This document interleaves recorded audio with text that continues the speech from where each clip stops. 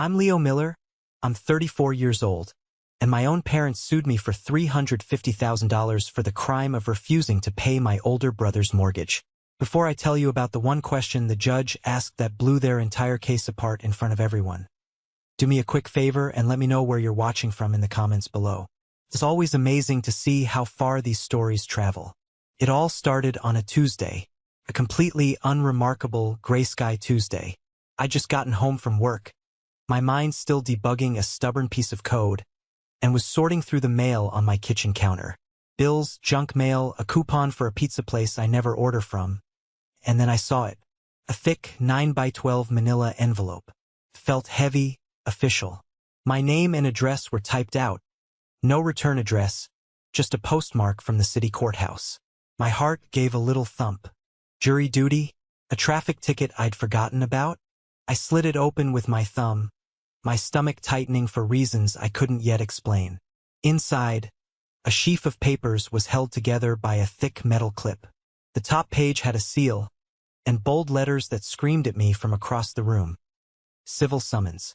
I felt a cold dread wash over me. I've never been in trouble. I pay my taxes, I drive the speed limit. I'm the guy who returns his shopping cart to the little corral in the parking lot.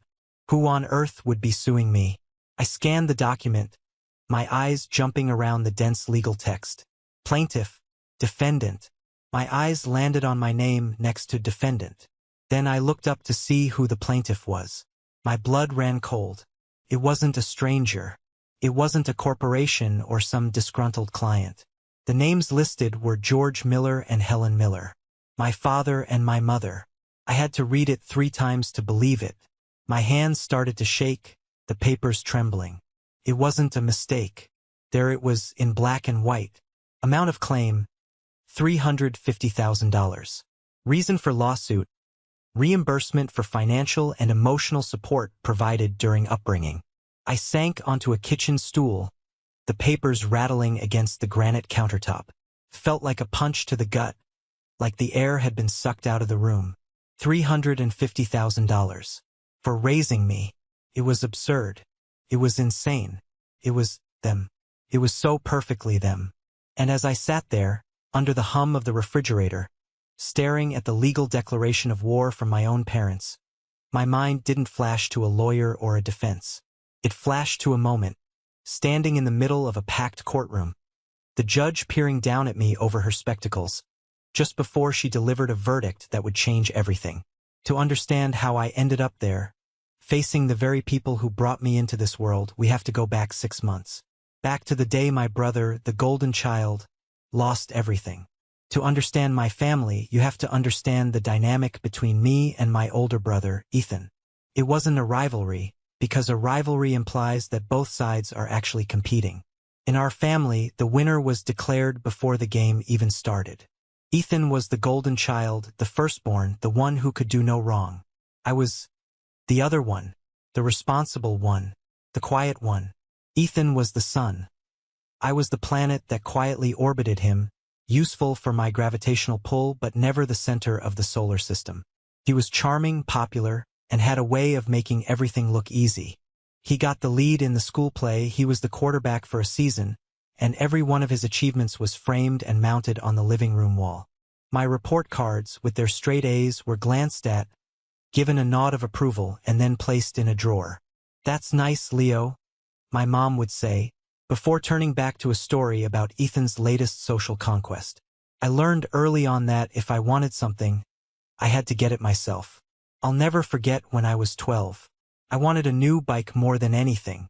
Not just any bike, a specific 10-speed I'd seen in a catalog. I did chores for neighbors all summer. Mowing lawns, pulling weeds, walking dogs. I saved every single dollar in a shoebox under my bed. The day I finally had enough, I walked to the bike shop, cash in hand, and bought it myself. I was so proud. I could barely stand it. I rode it home, beaming, and parked it in the garage next to Ethan's perfectly good, but slightly older, bike. The next weekend, Ethan decided he wanted a new bike too. He didn't save. He didn't work. He just mentioned it to my dad at dinner. On Saturday, my dad came home with a brand new, top-of-the-line mountain bike strapped to the roof of his car. It was twice as expensive as mine. When I asked my mom why, she just ruffled my hair and said, "Oh, honey, you're so good at saving. Ethan just isn't. We have to help him out a little." That was the logic I grew up with. My independence wasn't seen as a strength. It was seen as a reason to ignore me. My responsible nature meant I didn't need their help, so they were free to pour all their resources, time, money, attention, into Ethan. I put myself through college with a combination of scholarships and student loans, working part-time jobs the entire time.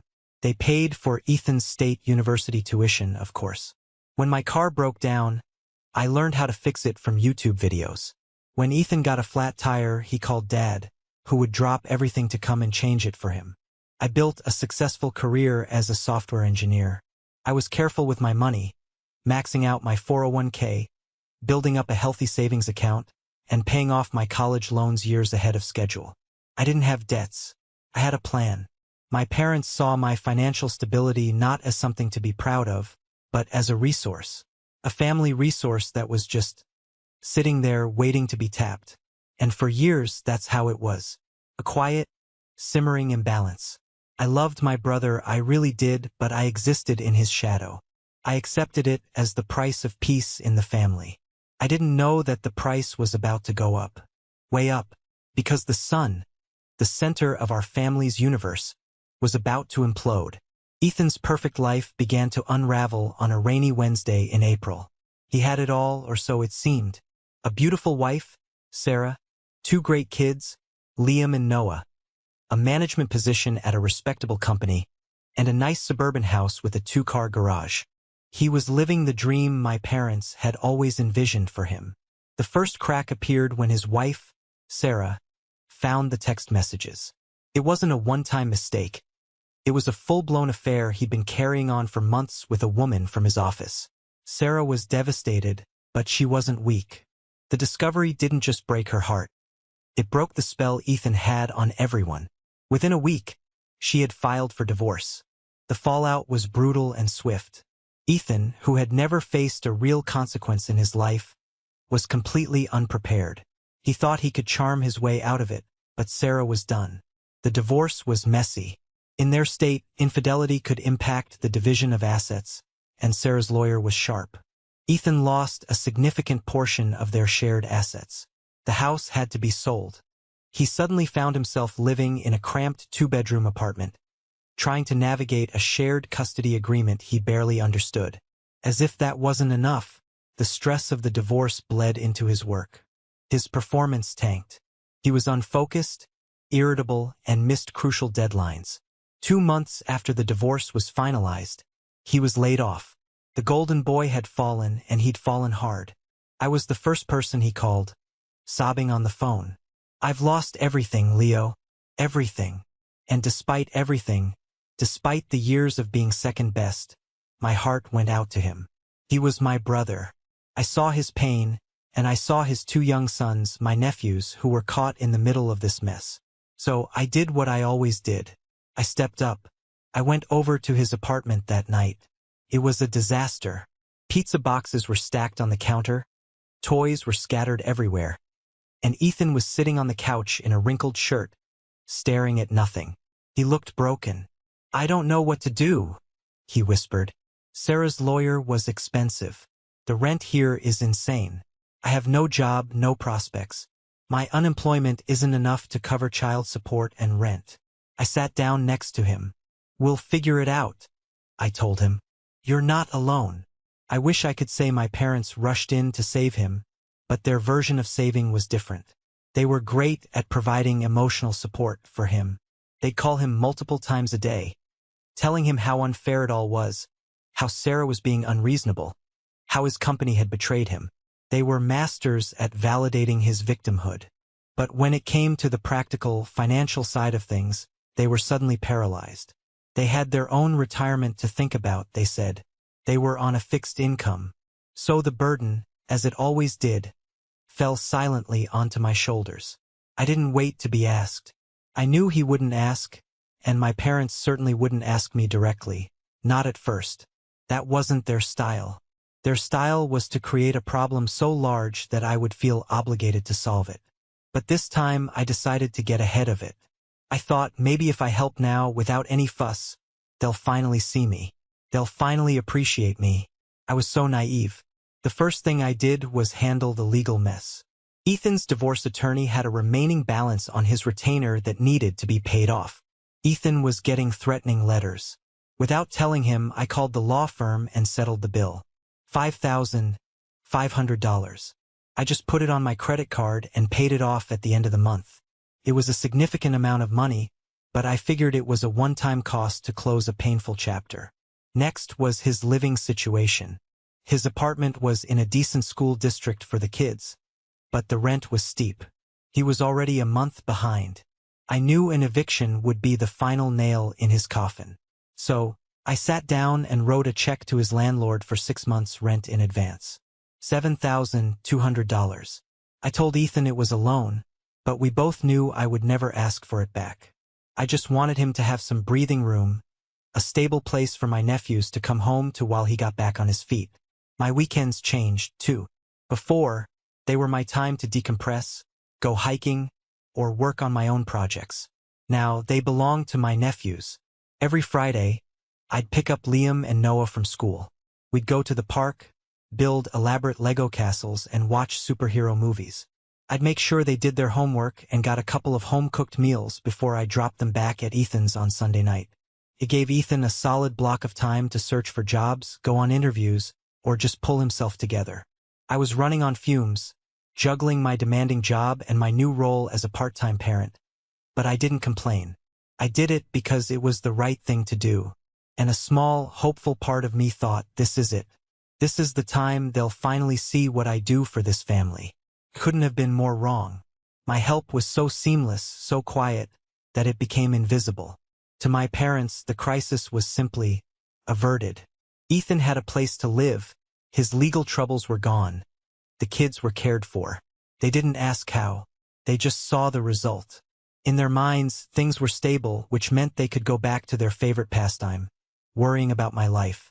I was at their house for dinner a few weeks later when my mom started in. "Leo, honey," she said, passing me the potatoes. "You're so good with the boys. It really makes me think. When are you going to settle down? You're not getting any younger." I felt a familiar knot tighten in my stomach. "Mom, I'm happy with my life right now. I'm focusing on my career." My dad chimed in from the head of the table. "A career doesn't keep you warm at night, son. Look at your brother. Even with all his troubles, he has his boys. He has a family. What do you have? A nice apartment and a good salary? It's not the same." I just stared at them. I had just spent thousands of dollars and countless hours keeping their precious son's family afloat, and they were lecturing me about not having one of my own. The irony was so thick I could have choked on it. They didn't see my support as a sacrifice. They saw it as something they were entitled to, the natural function of the responsible, unmarried son. My contributions were expected. My personal life was a problem to be fixed. That dinner was a turning point. The hope I'd been clinging to finally fizzled out, replaced by a cold, hard resentment. I continued to help, but I did it for my nephews, not for them. I pulled back emotionally, keeping my conversations with my parents short and superficial. The peace lasted for about a month.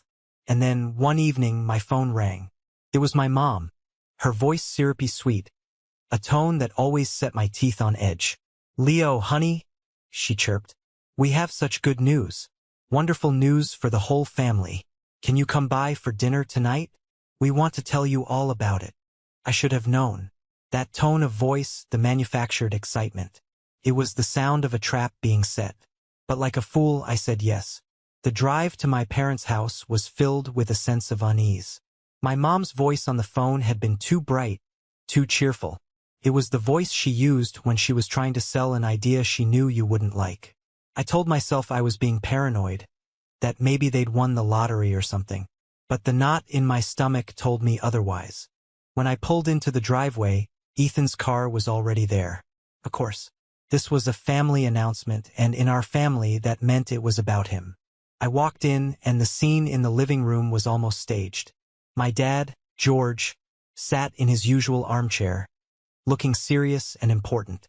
My mom, Helen, was perched on the edge of the sofa, practically vibrating with excitement.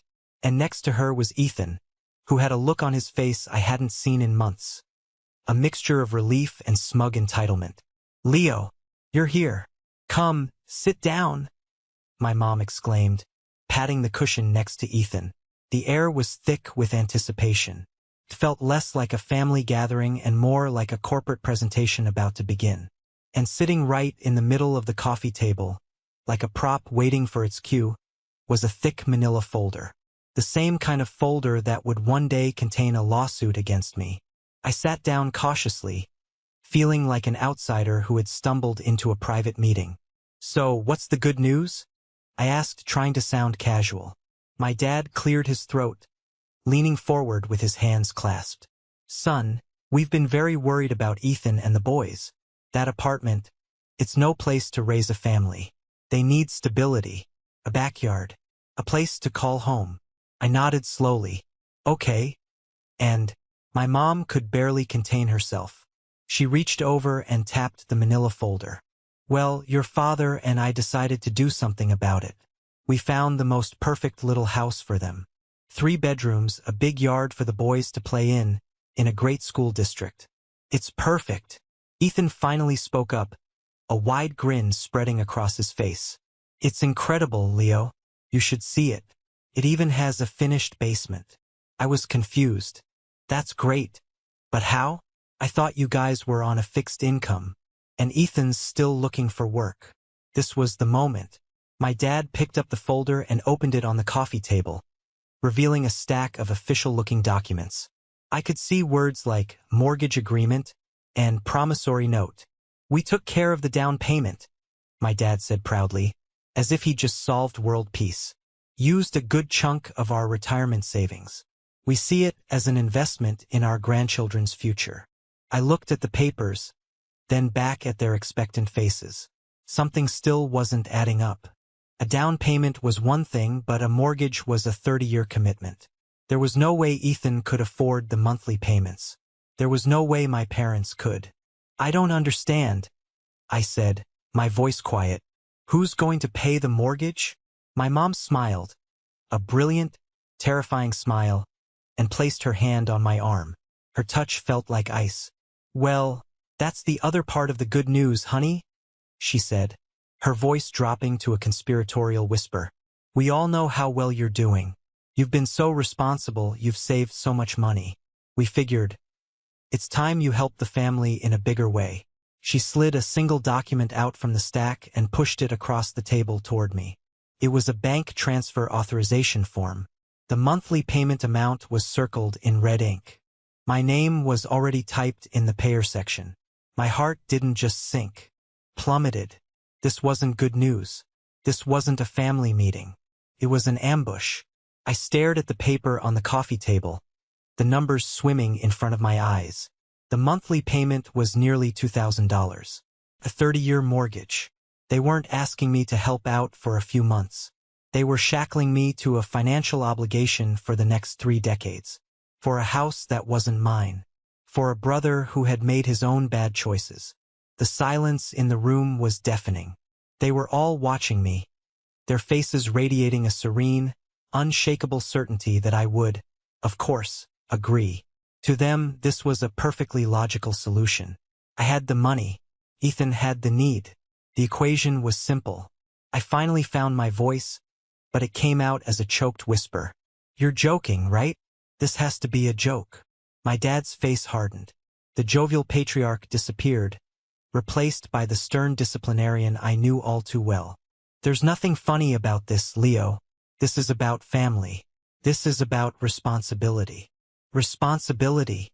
I shot back, my voice gaining strength. "I've been responsible. I've been paying for Ethan's mistakes for the last 6 months. His lawyer, his rent, his kids. What do you call that?" My mom waved her hand dismissively, as if swatting away a fly. "That was temporary, dear. This is about the future. About providing a stable home for your nephews." She was using my nephews against me. The ultimate emotional blackmail. "So your plan," I said, my voice dripping with disbelief. Was to buy a house you can't afford with a down payment from your retirement fund, and then just hand me the bill? Without even asking me first. We're asking you now, Ethan piped up, sounding genuinely confused as to why I wasn't thrilled. This is a good thing, Leo. It solves everything. It solves everything for you. I exploded, standing up from the couch. What about me?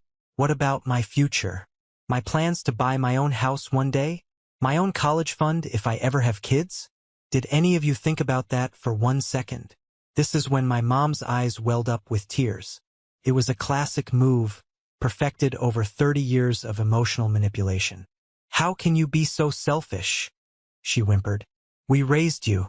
We fed you, we clothed you. We gave you everything. Isn't it time you gave something back? The sheer audacity of that statement knocked the wind out of me. I had worked for everything I had. My education, my career, my savings. They hadn't given me everything. They had given everything to Ethan. My dad stood up, puffing out his chest. Your mother is right. And frankly, what do you need all that money for anyway? You don't have a wife. You don't have children. You have a great salary and no one to spend it on. Your brother has a family to support. That was it. That was the line. The moment all the years of resentment, of being overlooked and undervalued, coalesced into a single point of cold, hard clarity. They didn't see me as a person. They saw me as a wallet, an emergency fund, a resource to be exploited for the benefit of their favored son. No, I said, my voice dangerously calm. This isn't help. This is manipulation. This is theft. And I will not be a part of it. I looked at my brother, who was staring at me with a look of pure betrayal, as if I were the one being unreasonable. I looked at my parents, their faces a mixture of shock and anger. They had genuinely believed this would work. They had never considered the possibility that I would say no. The answer is no, I repeated, turning toward the door. Figure it out yourselves. I walked out, slamming the door behind me so hard the windows rattled. I got in my car, my hands shaking so badly I could barely put the key in the ignition. And as I drove away, I didn't feel relief. I felt the ominous dread of a man who had just declared war. I half expected my phone to start ringing the second I pulled out of the driveway, but it didn't. The silence was almost worse. It was the eerie calm before a storm. I got home, my mind racing, my blood boiling. I paced my apartment for an hour, replaying the conversation, each word from my parents feeling like a fresh stab of betrayal. The storm broke the next morning. It didn't start with my parents. They were smarter than that. They outsourced the initial attack. The first call was from my Aunt Carol, my mom's sister. Leo, honey, she began, her voice dripping with fake, syrupy concern. Your mother called me. She's absolutely devastated. I just don't understand. How could you be so cruel to your own brother? I tried to explain. Aunt Carol, you don't understand the situation. They bought a house and expect me to pay for it for 30 years. Oh, don't be so dramatic, she clucked. It's just money. Ethan is a single dad now. He's been through so much. And you're sitting on all that money, with no family of your own to support. What else are you going to do with it? Your parents are just trying to secure the family's future. You should be grateful they included you. Grateful. She actually said I should be grateful. I felt my jaw tighten. This conversation is over, I said, and I hung up. Minutes later, a text message from my cousin, Jessica, Aunt Carol's daughter. A screenshot of a Facebook post she'd just made. It didn't mention my name, but it was clear who it was about. So sad when people get successful and forget where they came from.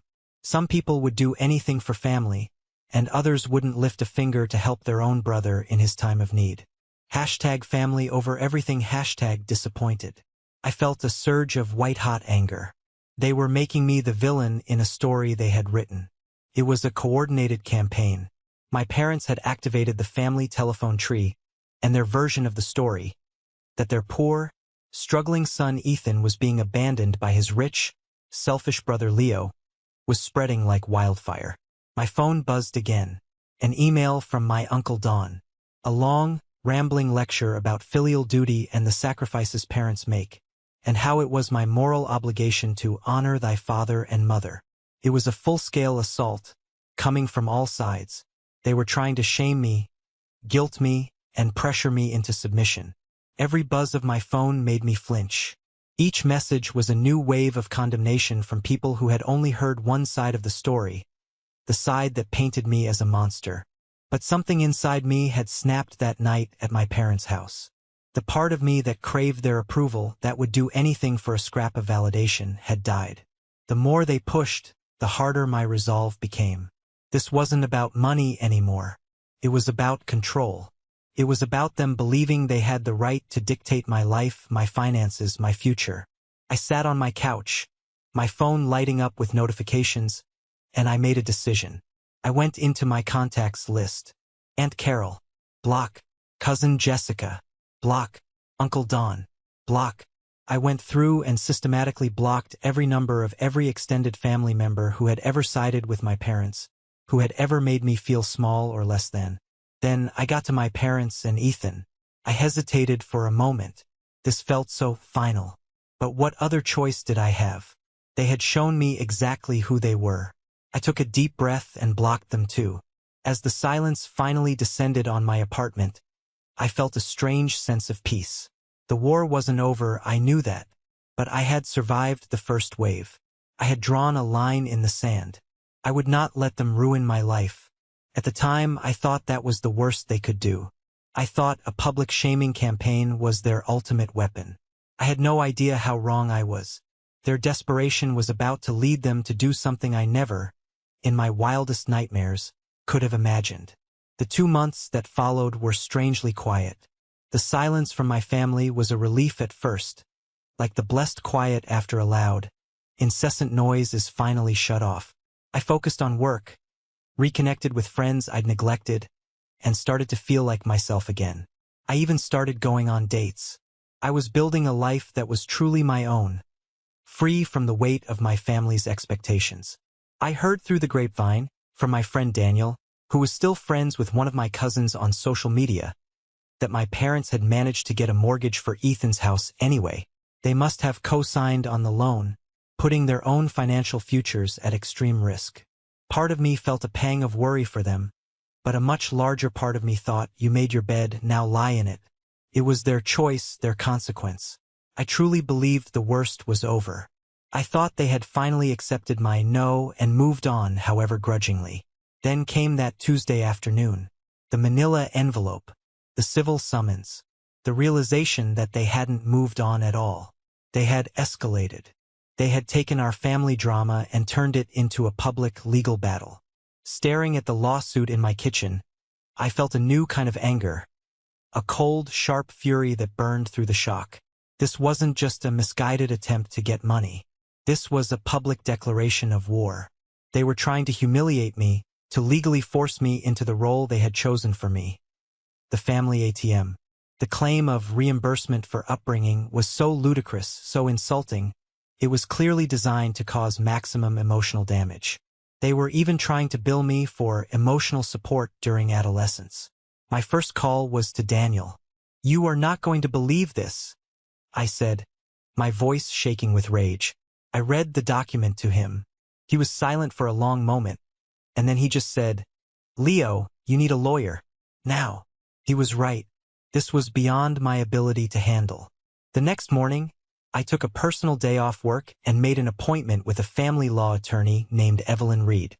Her firm had stellar reviews online, and her profile picture showed a woman with a no-nonsense expression that I found incredibly reassuring. I sat in her polished conference room, the lawsuit spread out on the table between us. I told her everything. The history with Ethan, the family meeting, the pressure campaign, all of it. She listened patiently, her expression unreadable, occasionally jotting down notes on a legal pad. When I finished, she picked up the summons and read it over one more time. Then she looked up at me, a small, wry smile on her face. "Mr. Miller," she said, her voice calm and confident. "In all my years of practice, I have seen some truly audacious claims. This is in the top 5. So, it's as crazy as I think it is?" I asked, needing to hear it from a professional. It's crazier, she confirmed. They have no legal standing. None. The law is very clear. Parents have a duty to support their minor children. There is no law that says children have a duty to repay their parents for the cost of raising them. If there were, the court system would collapse. She leaned forward. This isn't a lawsuit, Mr. Miller. This is a harassment tactic. It's a desperate and frankly pathetic attempt to bully you. And we are not going to let them win. For the first time since I'd opened that envelope, I felt a flicker of hope. I wasn't alone in this anymore. I had an ally. So what do we do? I asked. Evelyn Reed leaned back in her chair, her smile turning sharp. We fight back, she said. We don't just defend. We go on the offensive. They want to talk about financial support? Fine. Let's talk about financial support. The next few weeks were a blur of activity. Under Evelyn's guidance, I transformed from a victim into a strategist. The mission was simple. Gather every piece of evidence that proved I had been anything but a deadbeat son. She wanted to build a counter-narrative so strong that my parents' lawsuit would look not just frivolous, but malicious. My first stop was my own financial history. I spent hours hunched over my laptop, digging through years of bank statements and credit card bills. I found the record of the $5,500 payment to Ethan's divorce attorney. I printed out the confirmation. I found the scanned image of the $7,200 check I'd written to his landlord. I printed that out, too. I even found receipts for groceries, kids' clothes, and movie tickets from the weekends I had my nephews. Felt petty, but Evelyn insisted. Every dollar counts, Leo, she told me. We're painting a picture.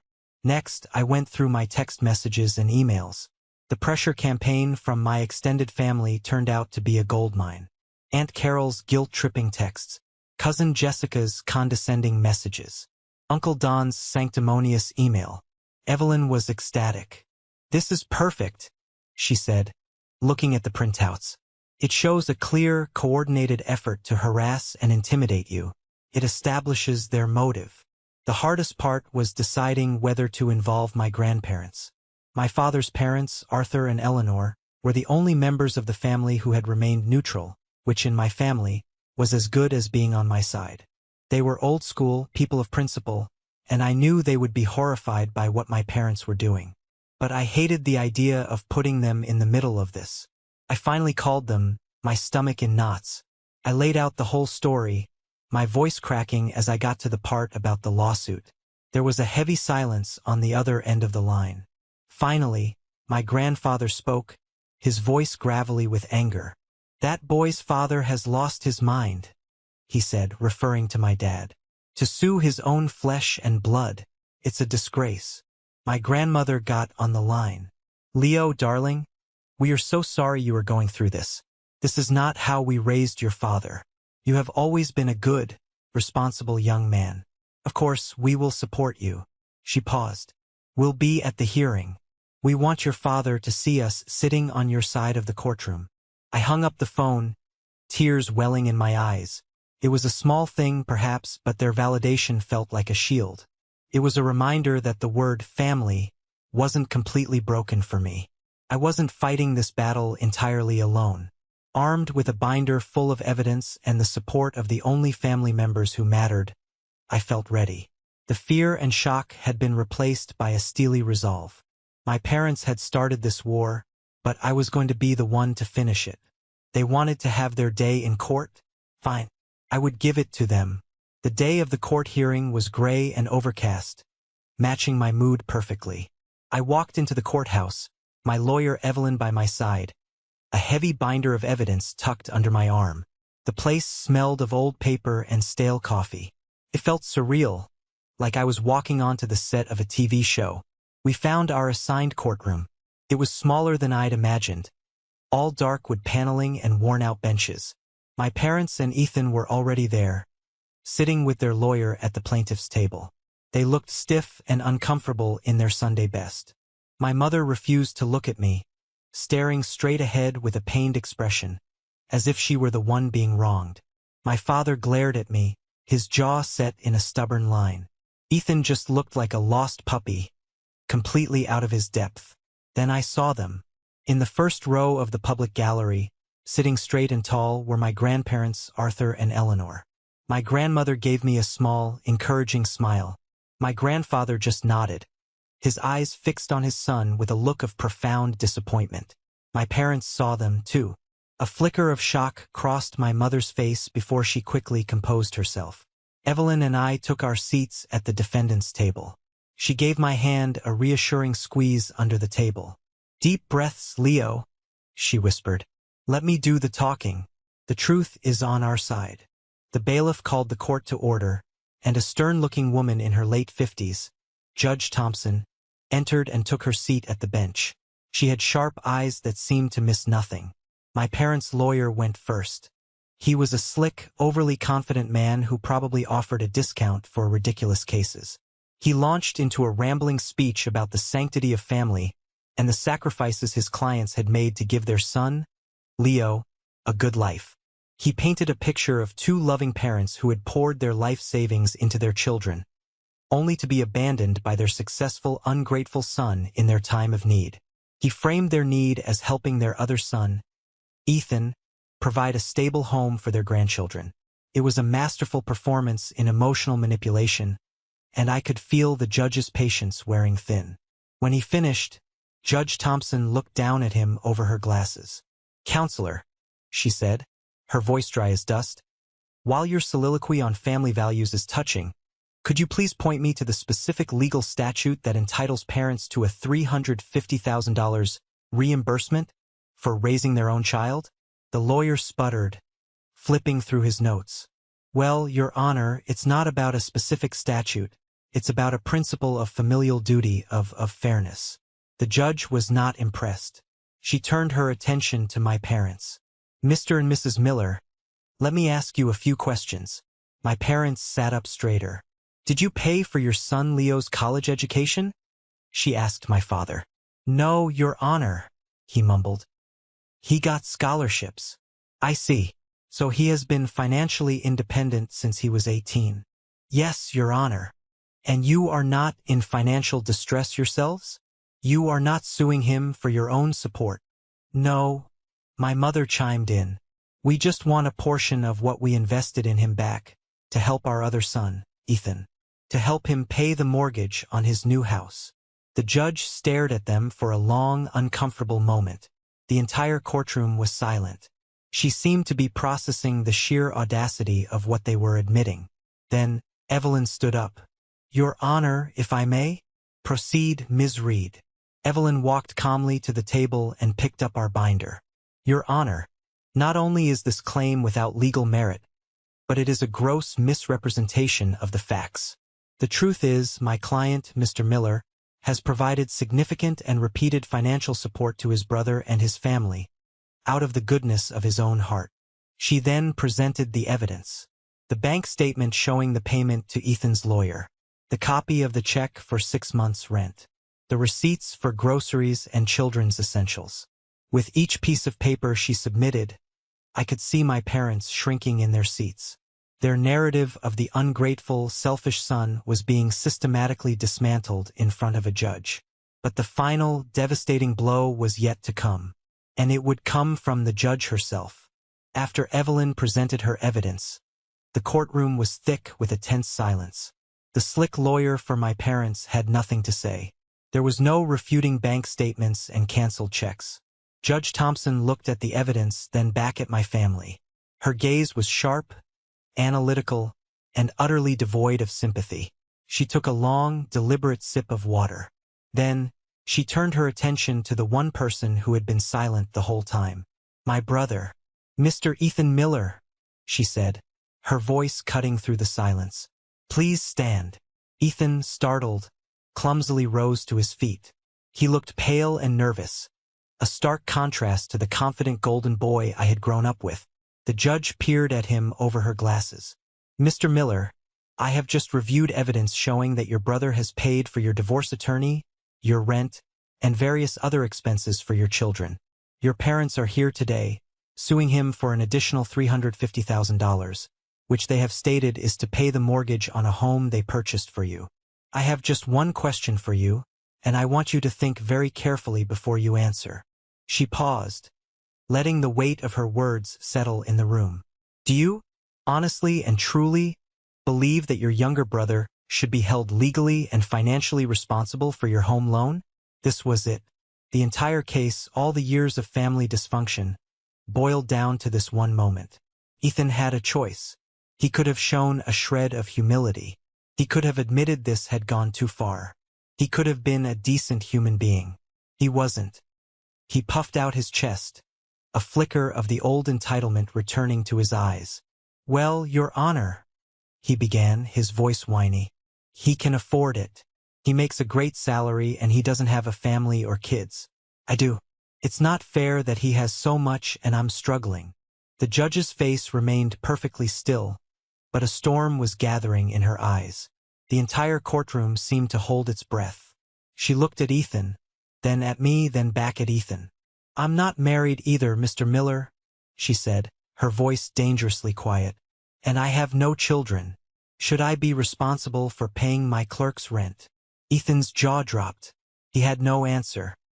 He just stood there, mouth agape, as the absurdity of his own argument was laid bare for everyone to see. The judge let him squirm in the silence for a few more seconds before she brought down the hammer. "I have heard enough," she declared, her voice now booming with authority. "Case dismissed. With prejudice." She wasn't finished. She turned her steely gaze on my parents. "To the plaintiffs, Mr. and Mrs. Miller, let me be unequivocally clear. Parents are not entitled to reimbursement for raising their children.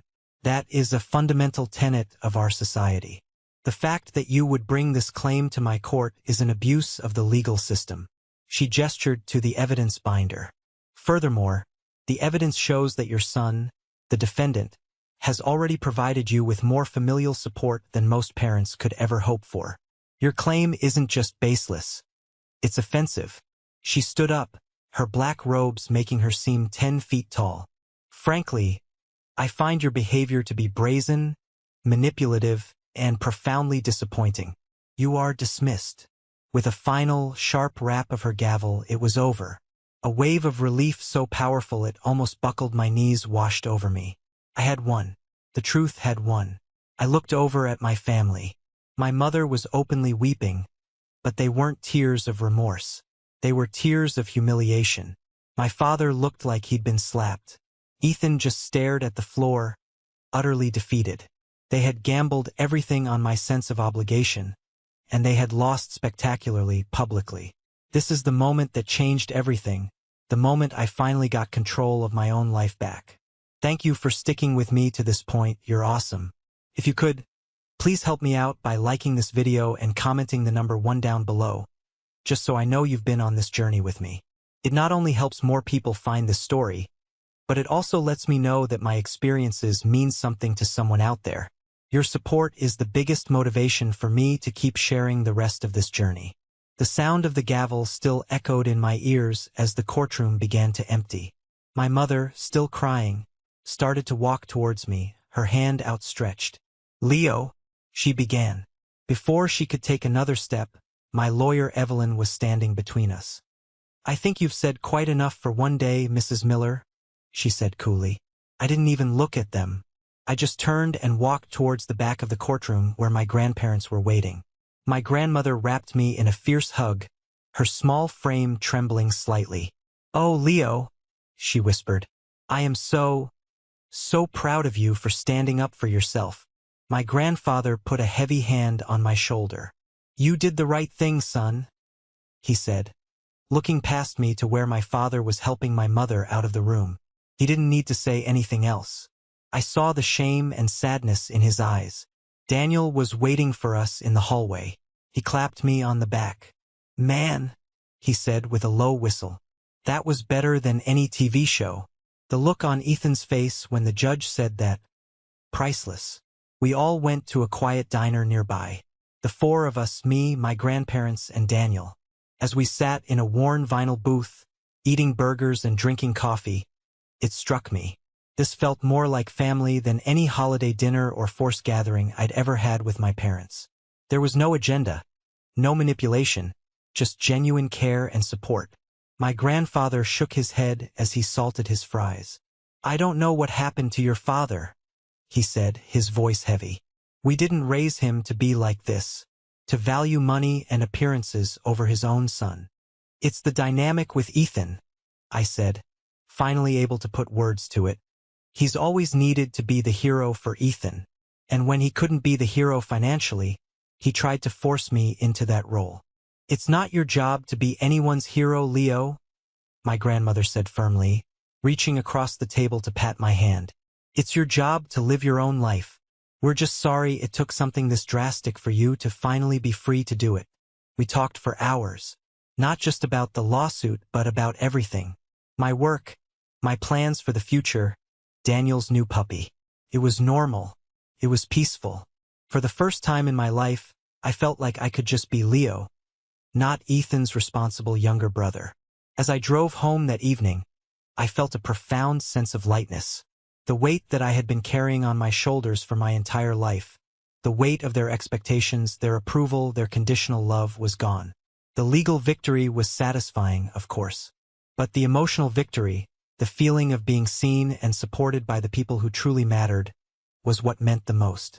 I knew the road ahead wouldn't be completely smooth, but I also knew with absolute certainty that I would be okay.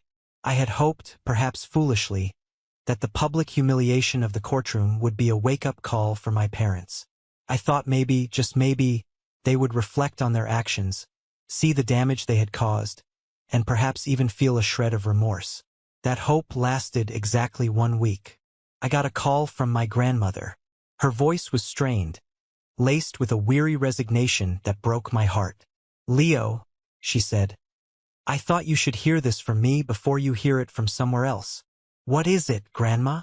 I asked, a familiar sense of dread creeping back in. Your father and mother came over to the house this morning, she explained. They were in a state. Your mother was crying, your father was angry. They told us that because of the legal fees and the new mortgage, they were in a difficult financial position. I stayed silent, waiting for the other shoe to drop. Leo, they asked us to give them an advance on their inheritance, she said, her voice filled with disbelief. They wanted us to change our will, to give them their share of our estate now so they could pay off the mortgage on Ethan's house. I slumped against the kitchen counter, the phone pressed hard against my ear. I wasn't even surprised. I was just numb. After everything that had happened, after a judge had publicly condemned their actions, their first thought wasn't to apologize or try to mend the relationship with me. Their first thought was to find another source of money. They had simply moved on to the next bank they could try to rob. The bank of Grandma and Grandpa. What did you say? I asked, though I already knew the answer. Your grandfather told them no, she said firmly. He told them that our will and our estate are our business, and we will not be bullied or guilt-tripped into liquidating our assets to bail them out of a mess of their own making. He told them they should be ashamed of themselves for even asking. How did they take it? Not well, she sighed. Your father stormed out. Your mother just cried and said we didn't understand, that we were choosing you over them. I hung up the phone, a cold, painful realization settling deep in my bones. It was never about me. My mother's tears in the courtroom, her pleas in the hallway, they weren't for the son she had lost. They were for the money she had lost. Her grief was financial. My absence in her life was a calculated loss. But the absence of my financial support was a tragedy. That was the moment I truly let go. It was the final confirmation that their love was, and always had been, conditional. It was tied to my utility, to my willingness to play my assigned role. And now that I had refused to play that role, I was no longer of any use to them. The pain of that realization was sharp, but it was also liberating. There was no relationship left to save. There was nothing left to mourn. There was only the future, and for the first time it was entirely mine. The year after the court case was like waking up from a long, suffocating dream. With the constant hum of family drama silenced, I could finally hear my own thoughts, my own desires. The freedom was exhilarating.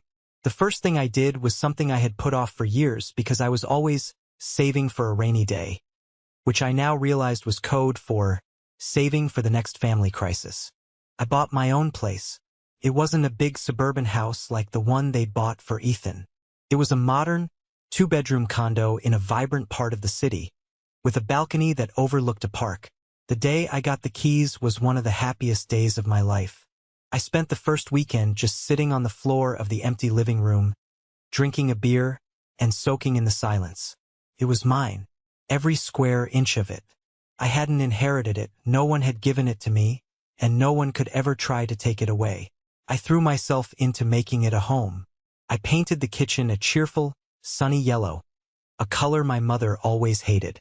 I bought a ridiculously comfortable couch. I even adopted a cat from a local shelter, a little gray tabby I named Gus, who quickly became the master of the apartment and my constant companion. My life found a new, peaceful rhythm.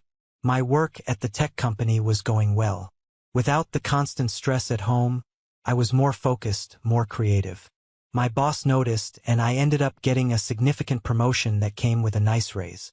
I started hiking again on the weekends. I reconnected with old college friends. Daniel and I had a standing Thursday night tradition of grabbing pizza and watching bad action movies. I visited my grandparents every other Sunday. Our relationship deepened, free from the shadow of my parents. They told me stories about their youth, about how they met, about the struggles they'd overcome. I helped them with their yard work and set up their new computer. In their quiet, unwavering support, I found the unconditional love I had always craved from my parents. I heard bits and pieces about the rest of the family. Ethan had apparently struggled to keep up with the mortgage payments. The perfect house had become an anchor around their necks. He eventually had to rent it out and move back in with my parents, along with his two sons. The big house, the symbol of their grand plan, was now just a rental property they were barely breaking even on, while the four of them were crammed back into my childhood home. The irony was not lost on me. I never felt a moment of guilt. I had given them a chance to be a family. They had thrown it away in exchange for a deed to a house. They had made their choice, and I had made mine. I chose peace. I chose sanity. I chose myself. And as I sat on my balcony with Gus purring on my lap, watching the sun set over the park, I knew I had chosen correctly. I was finally truly happy. I didn't know then that they had one last, desperate, unbelievably audacious card left to play. Just when I thought I had finally closed that chapter of my life for good, an email popped into my inbox. It had been almost a year since the court case, a year of blessed silence. I didn't recognize the address at first, but the subject line made my stomach clench. A family matter. I hesitated, my cursor hovering over the delete button. A part of me screamed not to open it, to just trash it and move on. But curiosity, that old, treacherous human impulse, got the better of me. I clicked it open. The email was from my mother. Her tone was completely devoid of the drama and emotion from our last encounters. It was brisk, practical, and utterly devoid of any self-awareness. It was as if the lawsuit, the courtroom, the judge's condemnation had never happened. It read, "Leo, I hope this email finds you well. We heard from your grandmother that you bought a new house for yourself. That's wonderful news. It must be nice to have so much space. As you may know, things here have been a bit difficult. Ethan and the boys are living with us, and the house is getting very crowded. It's not an ideal situation for raising two growing boys. Since you now have a two-bedroom home and you are living alone, it occurs to us that there is a simple and convenient solution for everyone. Ethan and the boys can move in with you. It would give them the space they need and would be much more convenient for everyone involved. Liam and Noah would love being in the city with their uncle. Let us know what day would be good for them to move their things in. We can start next weekend. Sincerely, Mom." I read the email once. Then I read it again. I had to make sure I wasn't hallucinating. The sheer, unmitigated gall. The absolute, breathtaking audacity of it. After suing me for hundreds of thousands of dollars, after being publicly humiliated in court, after a year of complete silence, their first communication was a demand. Not a request, a demand. They weren't asking. They were informing me of the new arrangement. They had learned absolutely nothing. They still saw me, my home, my life as a resource to be allocated as they saw fit. They believed they still had the right to make decisions for me. For a moment, I felt the old anger flare up. I started typing a furious response, my fingers flying across the keyboard, listing every single one of their sins, every betrayal, every moment of pain they had caused me. And then I stopped. I looked around my quiet, peaceful apartment. I saw Gus sleeping in a patch of sunlight on the rug. I saw the yellow walls of my kitchen. I heard the faint sound of kids playing in the park outside. And I realized they couldn't touch this. They couldn't touch me. Their words, their demands, their insane logic. It had no power over me anymore. I deleted the angry draft. Replying with anger would mean they still had a hold on me. It would mean I was still engaged in their toxic game. The only way to win was not to play. I typed out a new response. It was short, calm, and final. Helen, I will not be hosting Ethan or the boys. This is not open for discussion. Do not contact me again. Leo. I hit send. Then I did something I should have done a year earlier. I created a filter to send any email from her address, or any variation of my family's names, directly to the trash folder, unread.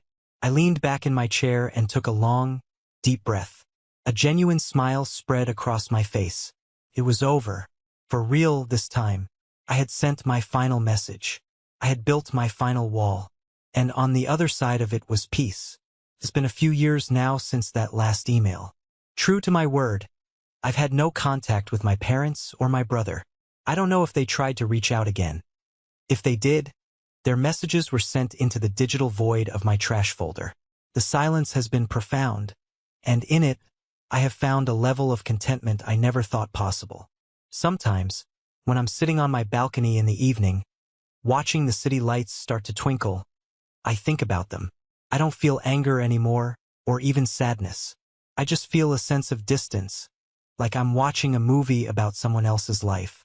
I see a family trapped in a cycle of entitlement and manipulation, unable to see beyond their own needs.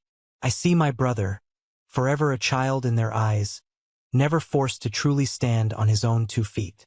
And I see my parents, who sacrificed a relationship with one son for the sake of enabling the other. They made their choices, and they are living with the consequences. My life, on the other hand, has blossomed. I'm still at the same company, now leading my own team. I eventually met someone wonderful, a woman named Clara who is kind and funny, and respects my boundaries as if they were the most natural thing in the world. She knows my story, and she loves me not in spite of it, but because of the strength it took to navigate it. My grandparents adore her. My relationship with my nephews, Liam and Noah, is more complicated. I send them birthday and Christmas gifts through my grandparents, making sure they know their uncle is thinking of them. I hope that when they're older, they'll understand. I hope they break the cycle. I learned a hard lesson through all of this. I learned that sometimes, the people who are supposed to love you the most can be the ones who hold you back the tightest. I learned that family is not an excuse for abuse or manipulation. And I learned that you have the right to walk away from people who consistently harm you, even if you share blood with them. The peace I have now wasn't given to me. It wasn't an inheritance or a gift. It was a choice. I had to fight for it. I had to go to war for it. I had to build it myself, brick by brick, boundary by boundary. Looking back, I wouldn't change a thing, because that struggle, as painful as it was, led me here, to this quiet moment, in this home that is truly my own, with a future that is bright and unbound. Some ties don't need mending. They need to be severed so you can finally be free. My only regret is that it took me so long to find the scissors. Thank you so much for listening to my story. I hope it resonated with you in some way. It's a strange thing to share something so personal, but I feel it's important to talk about these things. Have you ever had to make a difficult choice to protect your own peace?